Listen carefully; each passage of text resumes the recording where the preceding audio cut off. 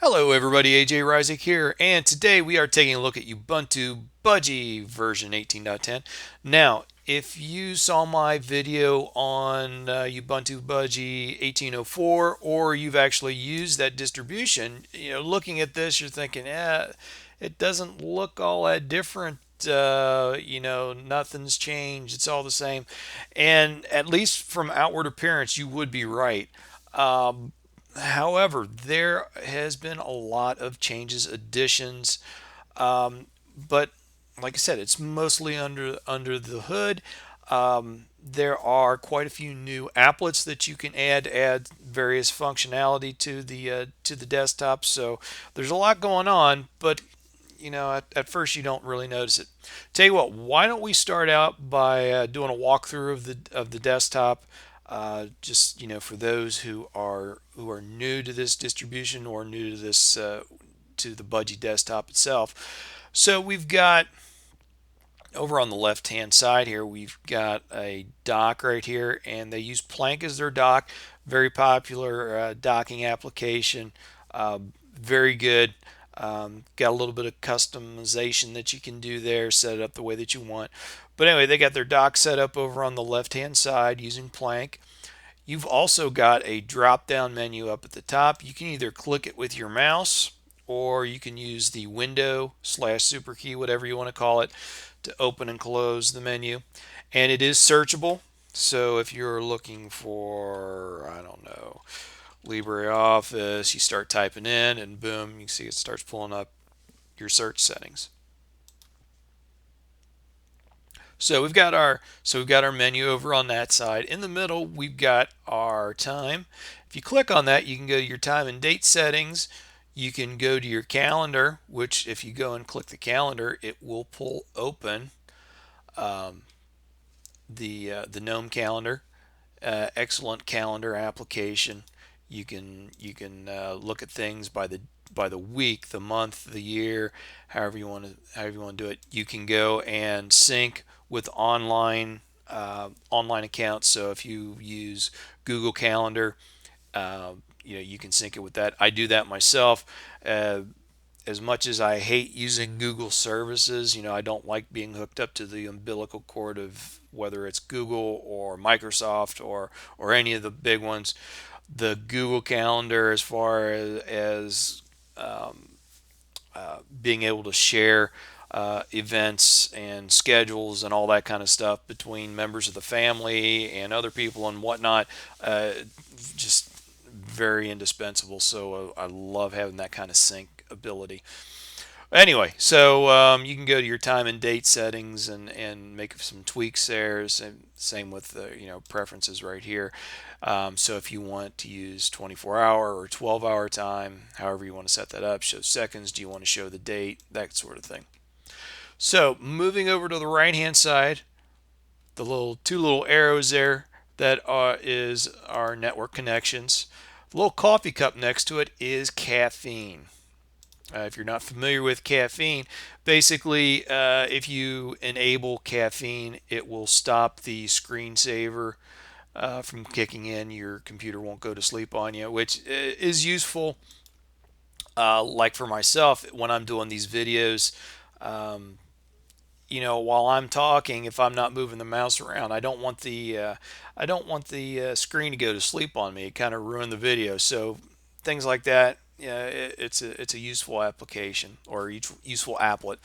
Right next to that, they've pre-installed one of the new applets, and it's a just a real basic quick note type deal for taking quick notes that are easily accessible from the desktop. So you can type whatever it is that you want in there and get it out of the way when you don't need it, but then pull it up when you do. Next to that is another one of the applets for controlling nightlight. You can put the nightlight on, put it off, adjust your display temperature, that sort of thing. And then another one of the new applets is a places applet, so you can quickly get to your documents, your home folder, video, whatever folder.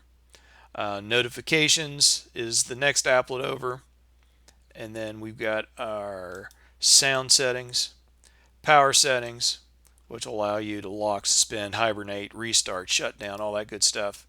And then this little arrow thing right here will open up the Raven sidebar, which opening up that, it gives you a little mini calendar.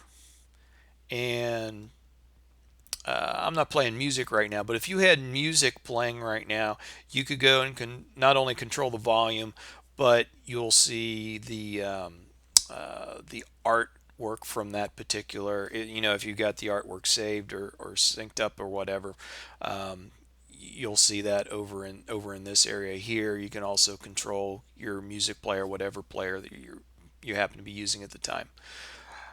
If you go over to notifications, it's going to show you any notifications that you've got running right now. And then from the bottom, you could go in and tweak some settings and that kind of thing. So that's the basics of how the desktop is laid out. So let's talk a little bit about the Ubuntu Budgie welcome screen. That's what we've got pulled up right here. And, even after you've been using, Ubuntu Budgie for a while, if you ever do want to pull this welcome screen back up, you can easily do that. Just come up in here and you can do a search for welcome and you can pull the welcome screen up because it does have even for the more experienced user, it's got some good links on there. See down here at the bottom, you've got links to their G Plus page, Facebook, Reddit, all those kind of things. Links to their discourse, um, links for installing software, uh, their online store, community, you just all kinds of not just links, but access to various things for helping you get things done. And, like say you go under features here, yeah, a lot of this is geared toward the to the new user.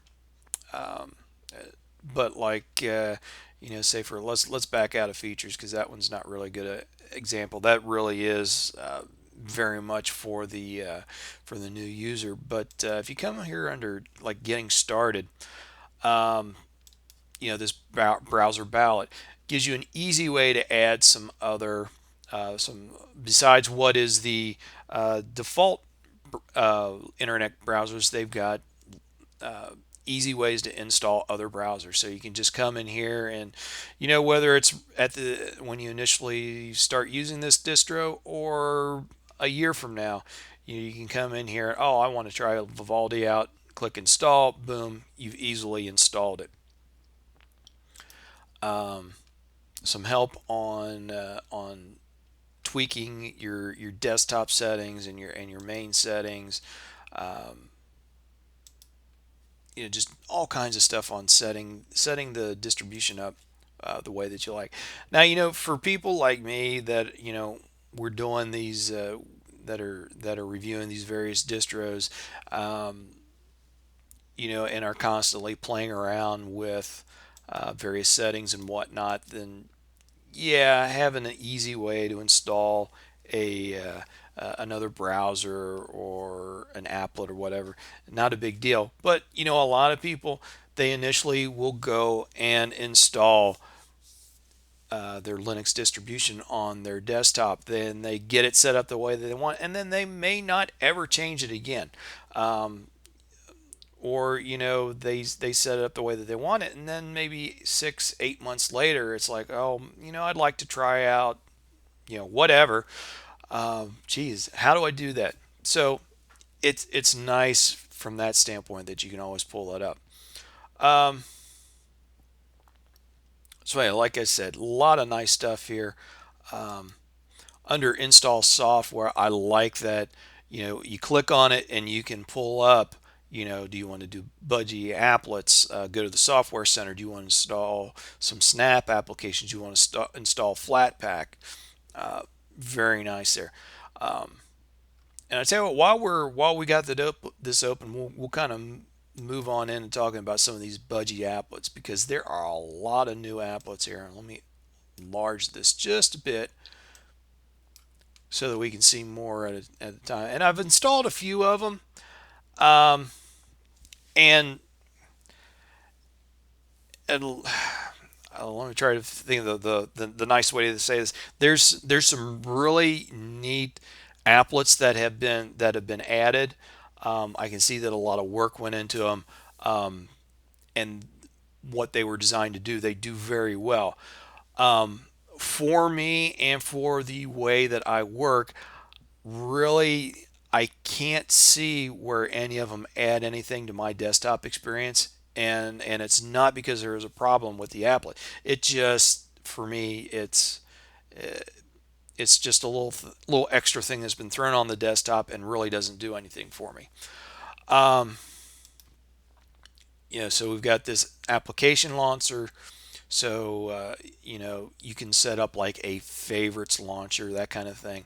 Got an advanced brightness applet that can be added. And while we're talking, all these applets that are here, I mean, you can, from this page, you can just go click on install applet, and it gets installed for you. So, very easy to set these up and install. So anyway, we got another brightness control applet, browser profile launch applet, launch and create multiple Chromium and Chrome profiles, calendar applet. It'll allow you to show the date and time when clicked on. So, basically you could set up so that up here, instead of clicking on this and then having to go to your calendar, it would just have a small little calendar that would pop up here. Um, like I said, I don't know at least for me, I don't know the usefulness of that, because if I wanted to do that, I could really just come over here and click right here, and I've got a little mini calendar right there. Clockworks applet shows the time across multiple time zones. If you were the kind of person that, you know, for whatever reason, you need to know the what time it is at several different places at the same time, this could be useful. Um, it's really rare that I need to know what time it is outside of my time zone. Um, uh, like I said, that's just me, but I for somebody that, I don't know, if you're in international business and you've got multiple things going on at multiple different places and need to converse with people all across the globe, I can see where that would be useful for you, but for me, not really. Countdown applet. You can set up countdowns. Desktop showtime applet, display the date and time on the desktop. We're already doing that one. Um, let's see, drop by applet, display a pop-up in the panel when a USB device is connected. That one, I can see the use in that one. Um,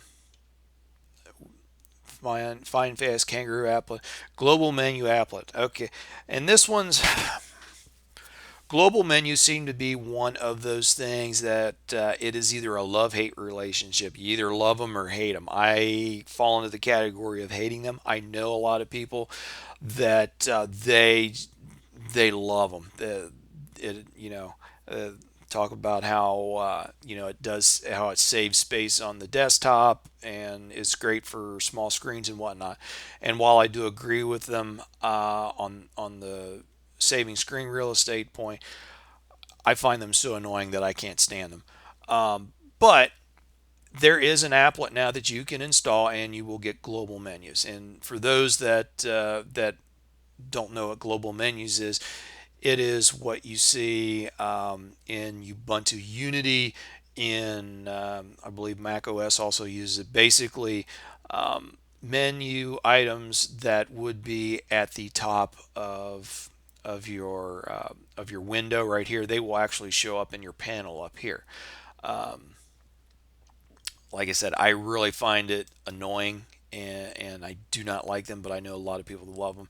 Now, Quids Up, when he did his review of Ubuntu Budgie 18.10, he installed this applet, and it worked great, with the exception of it did not seem to work correctly or at all with Snap applications. Why that is, don't know, and I don't know if that has been fixed between now and then. I know that there's been some updates since then, um, but just that's just something to be aware. So anyway, we got a haste applet, um, got hot corners applet so that you can define hot corners. Um, Pixel Saver applet, the preview applet. I was playing around with this one a little bit, and I could see this one. I can understand why somebody may want to use this. Basically, when you do um, the Control tab, and since I'm recording this in a virtual machine, I don't know that that's going to work. Or I'm sorry, not Control tab, but Alt tab. Yeah, there you go. And you only see one because I only got one application open right now, which is the Budgie application. But basically, this will give you bigger windows to look at when you're doing the previews. Since Budgie gives you kind of a small preview window, I can see where this one would be useful to you. Quick notes: we already talked about that one a little bit ago. Recently used applet, show recently used items in a menu, screen rotation, yeah, screen rotation lock applet. So if you got one of the convertible tablets and or laptops that converts into a tablet, you want to lock the screen in a specific location, you can do that with that applet. Screenshot app so you can applet so that you can resize and whatnot of your screenshots. Show system monitors, a trash applet, a weather applet, actually a couple of weather applets, window mover applet. Like I said, we got tons and tons of new applets. Um, for me, yeah, there's not really anything that really I can say, wow, I just I gotta have that. But I can see where for some people, um, some of these would be pretty nice to have. So let's take a look at some software stuff. Now, I'm not going to go through every piece of software that is installed. It's going to take too long, and I really don't see the point in it. But there's some things I'd like to point out. First of all, previous versions they had Chromium as their default browser. It is now Firefox. Personally, I like the move. Of course, if you are a Chromium fan, you can install Chromium, Google Chrome, Vivaldi, whatever browser you want. But I do like Firefox as the native or default browser. Um, if you go into graphics, we have GThumb as our image viewer slash photo management. A lot of distros use Shotwell. I do think that for the average user, GThumb is a better option. Shotwell, when it comes to image, whether you want to call it manipulation, editing, whatever, is very, very, very limited. This gives you a few more options for image editing without going to a full-blown, say, professional level uh, editor. Um, and it's fairly intuitive. Um, Personally, I use Darktable for doing my image editing. Well, let me back up a little bit. I use Shotwell as my image viewer and as um, I also use it for tagging, managing the photos, that sort of thing. But then when it actually comes to image editing, I have Shotwell set up so that it will open images in Darktable and use Darktable as the editor.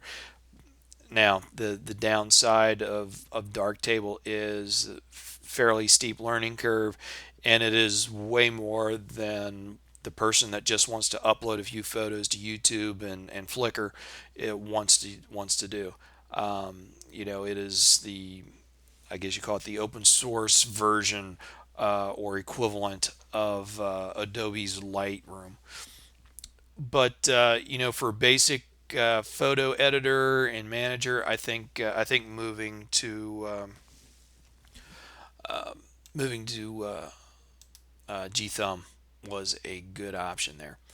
Um, Gear email. Let's talk a little bit about Geary Mail. I love the interface of Geary Mail. It is very clean.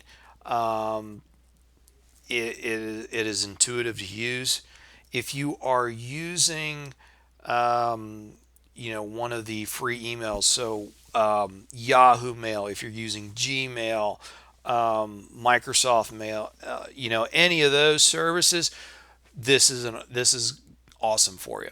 If you are somebody that has your email set up through, like in my case, um, my website is ajreisig.com, so I have an email that is running through that website, and if it is encrypted, it is hit or miss on getting Geary to play nice with it. In my case, it is a miss, which is why I use Thunderbird. I really like the interface of Geary, but I, Thunderbird is my best option for a email desktop client and be able to work with that email. So we got LibreOffice for our office. That's pretty standard. GNOME MPV for our video projector, movie watcher, whatever you want to call it. Not a bad choice. A lot of distros either go with VLC, which is actually is my preference, or they stick with the default GNOME application. Used to be called Totem. Now it's just simply referred to as videos. GNOME MPV though, it's a good application. Pretty much will play anything that you throw at it. So not a bad choice there. What else? I think that pretty much covers the. Oh, the one other one. And for our terminal application, rather than using the default GNOME terminal they use, and I still don't know for sure whether it's called Tilex or Tilex, probably Tilex. I don't know. Either way, I love the application. It's it. This is a tiling terminal, and you see you got the buttons up here, so you can split it in half that way. You can split it that way. You can split it. Just can keep continuing to split it into multiple instances. Um, I love it as a terminal. Now, if you're somebody that very rarely opens up the terminal, probably not a big deal. But if you're one that maybe you're managing multiple servers and are syncing into those servers, and you got multiple. Normally, you may have multiple terminals open at any one time. This is a neat way to organize it. So I really do like that program. So let's talk a little bit about performance. As I mentioned earlier, I am recording this in a virtual machine. Now, what I have done, and I can kind of change things up a little bit on how I do my reviewing and testing, in that used to be I did my recording and everything on live hardware. What I've changed to is I am using my ThinkPad laptop as my testing engine, I guess you want to call it. So I ran Ubuntu Budgie for a while on my laptop, and then when I actually have done the when I'm actually doing the video, doing the recording, I am doing that in a virtual machine. Um, Basically, it simplifies the process. To make a long story short, it saves me a lot of time doing it this way. But I'm a real big believer in testing stuff on live hardware. So even though I'm recording this on a virtual machine, yes, it has been tested on live hardware. Anyway, kind of getting back to my point on performance. Um, Really, there's been no issues here. no crashes and burns, no applications that just wouldn't work or anything like that. Everything worked as it should. Everything opens up fairly snappy. Um, like I said, it just everything just works. And definitely my hats off not just to the Ubuntu Budgie development team, but also the people back at Solus who originally developed the Budgie desktop. Um, as far as memory usage, I would consider this to be a medium weight distribution. I think with nothing running, no applications at all. Um, it was in the around 400 megabytes of RAM usage. So I mean, comparing it back to like say something really lightweight like Ubuntu, something using the LXDE, yeah, one of those really light desktop environments. Yeah, it's not quite that lightweight, but I think you got a pretty nice balance between good performance while being able to do um, fairly nice graphics and that sort of thing. Um, and even if you're using something that's only got 3 or 4 gigabytes of RAM, everything's still going to work fine for you. You might run into issues if you're using an application that requires a lot of memory. Um, but for most day-to-day operations, everything's going to run fine for you. So a question that I received back when I reviewed Ubuntu Budgie version 18.04, which would you recommend or which would you prefer, uh, running this distribution or running Solus, that's where the original development of the Budgie desktop occurred. Well, I'd say you really can't fault anyone for going either direction. And so it'd really be a toss. And not only would it be a toss up, but really it would depend on, I guess, on your needs and also on your background, that sort of thing. Um, for a time, the amount of software that was available to someone within the Ubuntu ecosystem, it so paled what was available through Solus. And there still is a lot more software available through the Ubuntu Software Center as opposed to what is available to Solus.